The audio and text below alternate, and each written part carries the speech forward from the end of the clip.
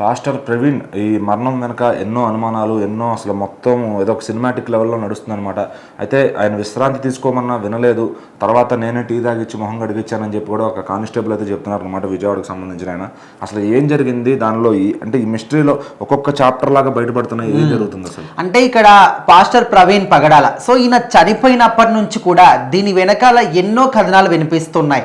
కొంతమంది హత్య అంటున్నారు, అండ్ వాళ్ళకి సంబంధించిన వాళ్ళందరూ కూడా హత్యనే ఫీల్ అవుతున్నారు. ఇంకొంతమంది ఆయనే స్వయంగా వేరే వాహనాన్ని ఢీకొని చనిపోయాడని కొంతమంది అంటున్నారు. లేదు, వేరే వాహనం వచ్చిన ఢీకొని కొంతమంది అంటున్నారు. ఏదేమైనప్పటికీ సరైన ఆధారాలు మాత్రం లేవు. సో మొత్తానికైతే ఆయన అయితే చనిపోయాడు. దీని వెనకాల ఈ చనిపోయిన మిస్టరీని విడదీయాలని చాలా మంది చాలా రకాలుగా ప్రయత్నిస్తూ ఉన్నారు. సో ఈ మేరకే కొన్ని సీసీటీవీ ఫుటేజ్ ప్రకారం చూసుకుంటే ఆయన తాగి బండి నడిపించాడు, డ్రింక్ చేసి నడిపించాడు కాబట్టి అందుకోసమని చనిపోయాడని చాలా గట్టిగా నమ్ముతున్నారు. దీనికి సంబంధించి ఆధారాలు కూడా క్లియర్ గా కనిపిస్తున్నాయి. ఎందుకంటే ఆయన ఇక్కడ హైదరాబాద్ లోని ఎల్బీ నగర్ సమీపంలో ఒక లిక్కర్ మార్ట్ లో లిక్కర్ కొన్నట్టు అక్కడ ఖచ్చితంగా మనకు ఆయన ఫోన్ పే చేసినటువంటి ట్రాన్సాక్షన్ కావచ్చు, అందులో ఆయన పేరు కూడా క్లియర్ గా కనిపిస్తుంది. అండ్ దాంతో పాటు కోదాడ దగ్గర కూడా ఇంకో వైన్ షాప్ లో కూడా వైన్ తీసుకున్నట్టు అక్కడ కూడా క్లియర్ గా సీసీ ఫుటేజ్ లో కనిపిస్తుంది. ఫోన్ పే సంబంధించిన ట్రాన్సాక్షన్ కనిపిస్తుంది, అక్కడ ఆయన కూడా కనిపిస్తున్నారు. సో మరి ఇవన్నీ ఆధారాల ప్రకారం చూసుకుంటే ఆయన నిజంగానే డ్రింక్ చేసి డ్రైవ్ చేశాడేమో, అందుకోసమని చనిపోయాడేమో అనుకుందాం.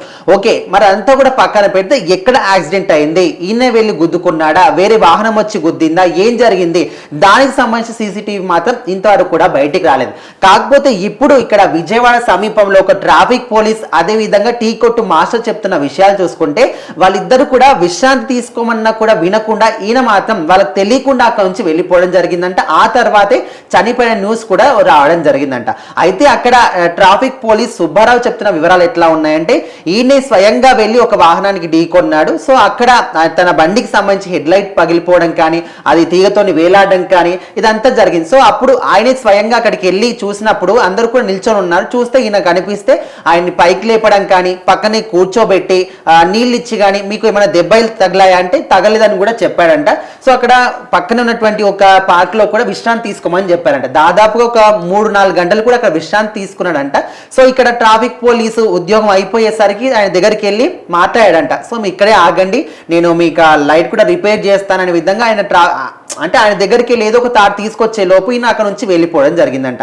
అండ్ టీ కొట్టు ఆయన మాస్టర్ పేరు నాగార్జున. ఆయన కూడా ఏం చెప్తున్నా అంటే, ఆయన అప్పటికే నీరసంగా ఉన్నాడు. మరి తాగాడా లేదా మాకు అంత ఐడియా లేదు, కానీ నీరసంగా అయితే కనిపిస్తున్నాడు, తూలుతున్నాడు. అక్కడ హెడ్ లైట్ పగిలిపోయింది, తాడుతో వేలాడుతుంది, నేను కూడా దాన్ని రిపేర్ చేద్దామని అంటే ఏదో ఒక దాంతో సహాయంతో కడదామని ట్రై చేశాను, కానీ ఆయన మాత్రం వినలేదు.